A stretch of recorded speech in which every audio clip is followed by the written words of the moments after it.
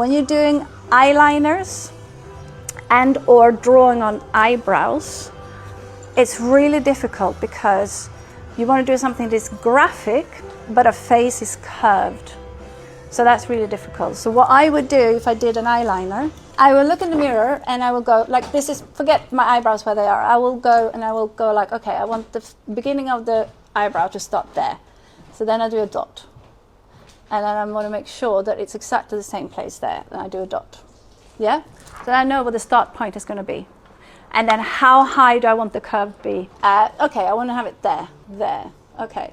So then I know I did it in the middle, and then I can check, is that the same height? And if you think it is, then you put a dot down there. Obviously that. So now I know how to sort of judge the curve I'm going to do. And if you then going to connect the dots, and I can't see what I'm doing now, so obviously this will be wrong. I will do the same technique and I will go in and I'll do the curve. Does it make sense? And if I'm doing eyeliners, I do the same thing. So I'll go in and I find the dot of how wide I want it to be on both sides.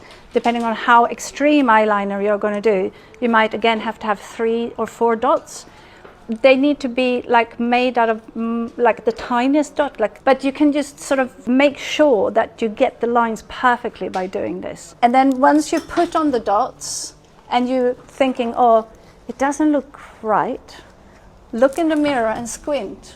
Because when you're squinting, you're going to see just the graphics and not see the rest of the face, if that makes sense. And then you can really quickly see, oh my God, that's slightly too high. If you look at me and squint, you can see that that bit there is slightly higher than that one. But if you just look at me like this when I'm just walking around, you're not going to see it. In terms of doing line works, just plan it out and be really kind of confident when you draw the line. And you can be that if you're thinking about, you've got your little friend here and your wrist that is the compass.